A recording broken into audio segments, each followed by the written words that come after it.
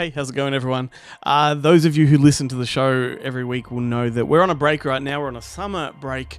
We're not back until March the 3rd. And that means there's been no content dropping over the last few weeks. In fact, it's been about a month and a half, I think. And I did promise Ben that I would not drag him back in here to record some of those summer series episodes that we've done in the past. And so it's me, just here to ramble. It's 3 o'clock in the morning. I had a little bit of an itch to scratch, just wanted to record something. And so, without any planning whatsoever, I thought I would just come and talk about a movie that I think is very underrated, very undervalued, very underseen. And you know, if it works, maybe I'll come back and do a few more of these as well. So, I want to talk about a movie from 2000 called $1 Million Hotel. So this was directed by Wim Wenders, who is a very respected, very renowned German director. He gave us movies like Wings of Desire. The sequel to that was Far Away So Close. He did Paris, Texas. He did Until the End of the World. And I think his last film was Perfect Days, that Ben, if I'm not mistaken, listed as his number one film of last year. So this is a highly respected filmmaker. And so why is it that $1 Million Hotel is so hated? Like, so many people absolutely deplore this film. It's ridiculed, and I can't figure out why. I can't even begin to think why. Look, it is a weird film. Like, I'll give it that. So, the premise, let's go through the premise. It all takes place in an apartment building. There is a murder that takes place, and an FBI agent comes along and detains all of the residents and holds them in the foyer so he can interview every single one of them and essentially investigate.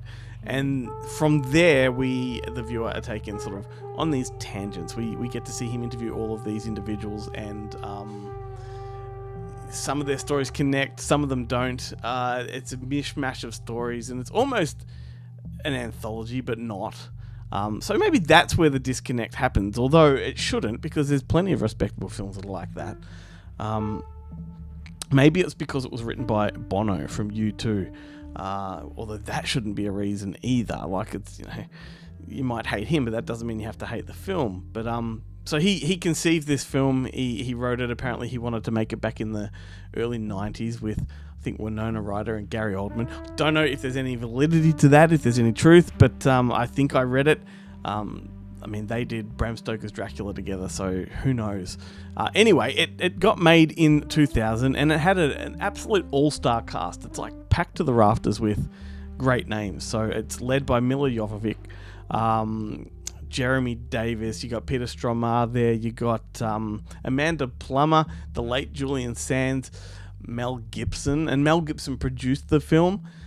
Although, now that I think of it, he kind of sabotaged the movie when it came out in cinemas, because I think he was doing a press junket, and someone asked him what he thinks of $1 Million Hotel, and he compared it to like being as boring as a dog's ass or something like that. I might be paraphrasing, but he did walk it back. He did retract that, and, you know, he produced the fucking film, so it was within his interest to promote it.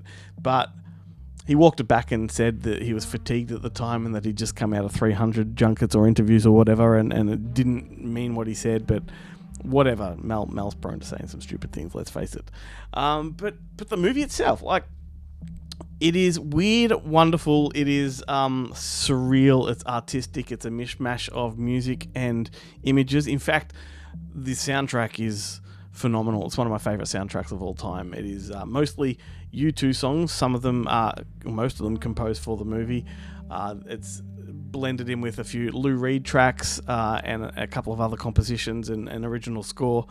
And as a soundtrack, just as an album, I should say, it is like it's great. It's like a standalone album that you could put on at any time, and it's fantastic. But then you put it to the film and the images that Wim Wenders puts on camera, and it's just glorious. Like, it's a dream. It's like a dreamscape that he's put on camera. In fact, like, if this had been made by David Lynch, you know, back in 2000, we'd probably be talking about it like it's some kind of masterpiece. You know, because that's what he does. He puts all of these things, these components together, and he creates that dreamscape, and he leaves it to the audience to piece it together. Like, not everything is laid out bare. And I think this was Wim Wenders' David Lynch moment. And maybe that's where he went wrong, because he's not David Lynch and he dared to do something weird and different. And I think he deserves credit for it. You know, you've seen the images that have been playing underneath what I'm saying, and it's a fantastic looking film. What else can I add to this? I don't know. I'm just perplexed by it. I always have been. I revisit this film every few years. I love it every time. It's an easy watch for me. But there's so much hate. So I'd love to know what you think. Were you a hater when it first came out? If so, drop us a comment. Let us know why. Because I haven't actually planned this video, I don't know where you can find it. I hope it's like for free on YouTube or something. Perhaps it's on a streaming platform. Otherwise, like, there are DVDs floating around that you could probably find. But I would be keen to know what you think of it. If it's your first time, if it's a revisit and a reevaluation, I'd love to know, do you still hate it, or have you come around to it? Have you warmed to it? Drop us a comment. Don't forget to like and subscribe and all that stuff wherever you're watching this, on YouTube or Facebook or whatever. Your support is obviously welcome. So yeah, that's it. That's just a 3 a.m. brain fart, and I might do this more often. I don't know. We'll see how it goes. You know, I'm up late all the time and have these thoughts, so maybe I'll spew them out from time to time. In fact, made me think of another movie just while I was talking about it. Bono also wrote another film back in the late 90s called Entropy, which I think is another underseen film. I don't know if it's underappreciated. I just think no one's seen it, so there's no appreciation just because of that. Might come back and talk about it. Whatever. Anyway, that's it from me. Let us know what you think. $1 Million Hotel. It's good stuff.